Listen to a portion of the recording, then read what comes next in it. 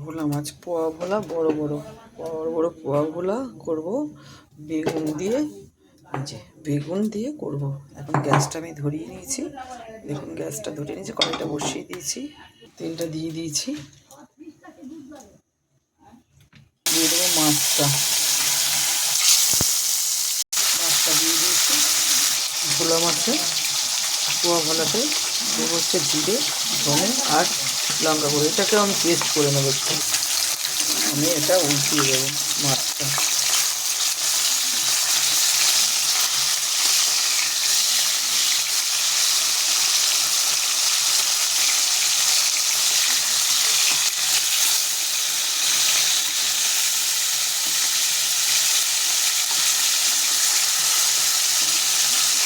দেখো শিলে বেটে নিয়েছি আদা জিরে, এই আদা না, জিরে ধনে আর শুকনো লঙ্কা গুঁড়ো পেস্ট করে নিয়েছি। এবার মাছগুলি আস্তে আস্তে তুলে নেব আর পিস করে উঠে দেবো। ভোলা মাছটা কিন্তু অনেক বড়, আমি যতটুকু লাগবে ততটুকু নিয়ে করেছি, গোটা মাছে নিয়েছিলাম। মাছে দেবো এই বেগুনটা, শুধু বেগুন লম্বা লম্বা করে কাটা আছে।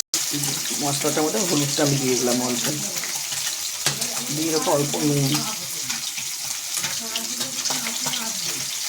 পরিমাণ মতো। মাছটা ভাজা হয়ে গেছে, বেগুনটা ভেজে তুলে নেবো। বেগুনটা সম্পূর্ণ ভেজে তুলে নেবো। বেগুনটা তুলে নেবো। এবার দিয়ে দেবো কালো জিরে দিয়ে দিয়েছি, দিয়ে দেবো জিরে ধনে আর শুকনো লঙ্কা বাটা আর নুন হলুদ দিয়ে দেবো। তেলে ধোয়া জলটা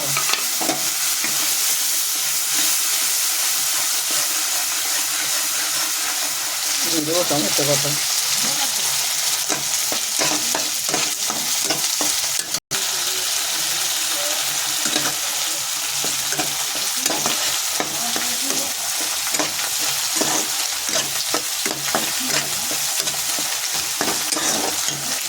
দিয়ে দেবো। জলটা অল্প ঝোল হবে।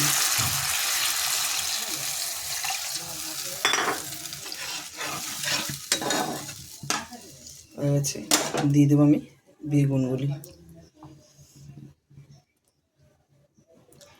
দিয়ে দিলাম, জল বেগুনটাও দিয়ে দিয়েছি। এবার দিয়ে দেবো একটু ঢাকনাটা খুলবো, দিয়ে দেবো মাছগুলি এরকম একে একে। ঝোলটা কিন্তু এটা বেশি থাকবে না, মিডিয়াম ঝোল থাকবে, একদম গায়ে মাখা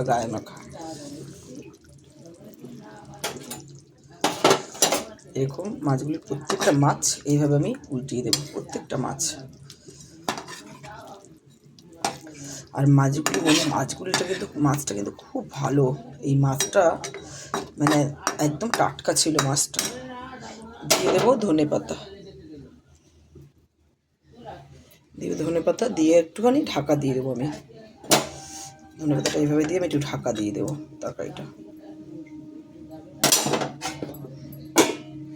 ঢাকনাটা খুলবো, এবার আমি তরকারিটা নামিয়ে নেবো। গ্যাসটা অফ করে দিলাম, তরকারিটা নামিয়ে নেবো এবারে। দেখুন হয়ে গেছে পোয়া ভোলা মাছ বেগুন দিয়ে। ভিডিওটি কেমন লাগলো অবশ্যই কমেন্টে জানাবেন, আর ভালো লাগলে লাইক করবেন, কমেন্ট করবেন, শেয়ার করবেন। আর অবশ্যই এইভাবে বানিয়ে খাবেন, খুব ভালো লাগবে, খুব সুস্বাদু। যে সবসময় পেঁয়াজ রসুন সর্ষে বাটা এই সমস্ত দিয়ে খেলেই যে ভালো হয় তা না, কিন্তু এইভাবে খাবেন, দেখবেন গরম গরম ভাতে খুব ভালো লাগবে খেতে।